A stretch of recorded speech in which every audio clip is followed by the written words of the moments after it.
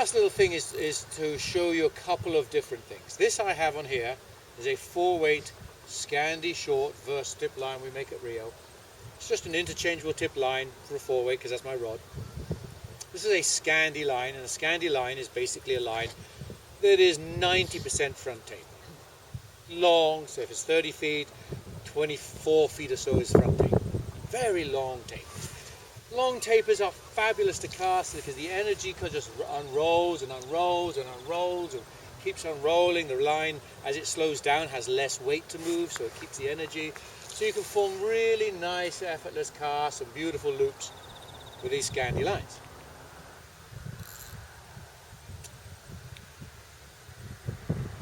The fattest part of the line is going to be back here.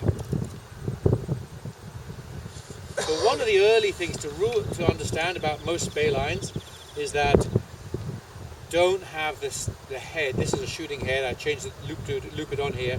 Don't have the head inside the rod. I need that fat part of the line bending my rod, so I want it outside the rod. So here's my starting point. Keep it a bit outside the rod. The maximum weight of the line is the D loop, so the load is at its most efficient because the line loaded from the D loop. The other line, mostly, would you grab the other little, there's a 6-weight one, please mate, with a blue Skagity on. Simon, while he's getting that a question, they talk about an underhand cast. So what's the point of that? It's a style. So why would you do it though? An underhand cast, the theory of the underhand cast is your bottom hand is going to do predominantly all the casting stroke, back and forward. I completely don't like style. I don't care if you use your underhand or your top hand. So I think the term underhand is, as I said, it's just a style issue. That's what it is. It's basically a single spade. Bottom hand does most of the work instead of your top hand doing most of the work. The Scotch, old Gilly who showed me that first time said it's like stirring porridge. Stick your spurtle in the bowl, stir, and your bottom hand does everything, not the top hand. That's just underhand. Porridge shite. He tried to feed me porridge shite yesterday. Horrible. Thank you. Give him some Vegemite, No, Moisey. I'll just put it Okay, there. thanks. So for me, that's a style, and as I said, I like the physics of casting rather than the style of casting. So with Scandi lines, they are great lines because they're easy and effortless lines to cast.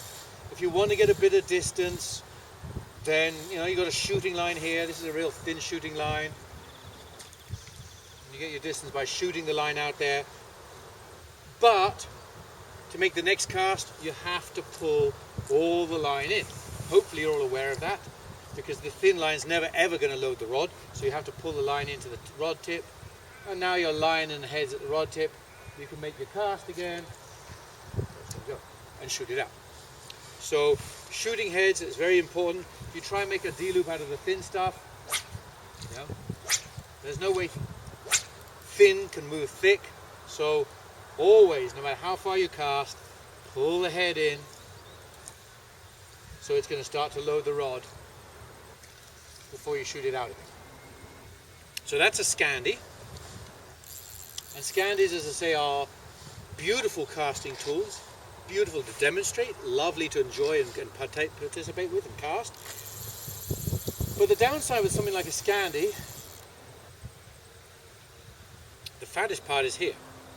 On this 4-weight, this fat part, so a power of a line. I do a lot of the line designs for Rio, and when we talk about line design, you work about what the power of a line is. And the power of the line is measured in grains per foot. How many grains does 1 foot weigh, or each foot? So in this section here, where I'm about 5 feet from the back taper, on this 4-weight, this is going to have around 22 grains in a foot. Just a number at this stage. At the front end, this Scandi is going to have a grain weight about 7 grains in a foot. So this front end is very light. I use the analogy of, imagine standing a brick up on its end, taking a balloon and throwing as hard as you can at that brick and trying to knock it over. Right? Mass moves mass. So the downside with Scandi type lines is you cannot throw mass. You can't knock that brick over with a balloon. Nowhere. So if you want to fish heavy flies, heavy sink tips, cope with tough headwinds, Scandi lines are no way the right option for you. You can flail and work your butt off casting the things and put extra force and effort and power into the things and get exhausted and need a cup of tea every 10 minutes. Or you can choose the right tool for the job. Another type of line, the right tool for the job, is a Skagit line. I hate bloody Skagit lines, but sadly I have to fish them a lot because where I live in America now, I do a lot of winter fishing. Winter fishing is fishing very large flies called intruders with T14, and there's no way my beautiful little switch rod with that nice Scandi is going to move T14 or a heavy fly. It just, those minimum grains per foot aren't going to do it. A Skagit is a little bit heavier because a Skagit should bend the rod much deeper down into here. You want a much wider loop with a little bit of lift, so your Skagits are designed to bend rods deeper. But the front end of the Skagit is going to have more like 15 or 18 grains per foot. A lot more punch, a lot more power. So I've rigged up a Skagit rod here and a Scandi. If you haven't got rods, you are more than welcome to go down there and try them, or here and try the things. The Skagit line doesn't land prettily. As you can see, there's a lot of, we can see where the tip lands, because this has got T8 on the front end, so it's a very fast sinking tip. You could face this wind and cast this Skagit into this wind, and this is a puff of a breeze. The Skagit would have zero problem throwing that. The Scandi would probably blow back and collapse. Horses for courses or tools. If I want to bang a nail in, I'm going to use a hammer. I'm not going to use a screwdriver. Here's my nail, the Skagit's nail. So when you want to use a Skagit, then there's a time and a place. It's throwing big flies and big sink tips and kind of unbalanced rigs. This isn't going to sink very far in this pond, obviously, sadly. So that's one thing. I've got a Scandi rigged up and the Skagit is the blue thing. Please feel free. This is a 6-weight, not a 4-weight, but feel free if you want to try it. And I know you've got some sticks. And then the very last thing before I shut up and let you do your own thing, you're going to do something more. So you are doing something, aren't you? No? Not now. This is you, mate. Oh, you're doing something later, right? Later. Okay, I could watch Morsey later. I'm going to sing a song and do a dance. All right, one-legged. So the last little thing to talk about is the families of Spey. So in Spey casting, as I said, there's probably 12, 14, 16, I've never counted. There's a lot of Spey casts. And all the Spey casts are going to live in one of two families. What's called the airborne Spey casts and what's called the waterborne Spey casts.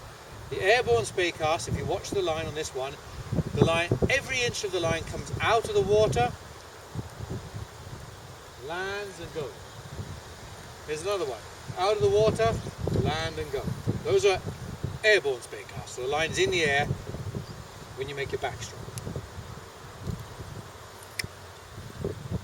People call them kiss and flash, splash and go. Lots of terms, but basically the line's in the air. The other family of Spey casts is where the line's on the water. See, there's the line. Now watch that line stays on the water. So it stays on the water throughout the whole stroke. Here's another cast, it's a waterborne cast. This is called a double Spey. Line, I do what's called a setup. Now that line tip stays on the water and only leaves for the forward stroke. Right, so every Spey cast is going to be air or water. If you are throwing Scandi lines and you want nice presentation and you want no water disturbance and you want the most efficient directional changes, you want to learn the airborne casts. The airborne casts are the quietest, most efficient direction changes. There's no effort to change them, very quiet on the water. But if you throw heavy sink tips and big flies, the waterborne casts are a lot more friendly because these Skagit type lines are so short and so heavy, the water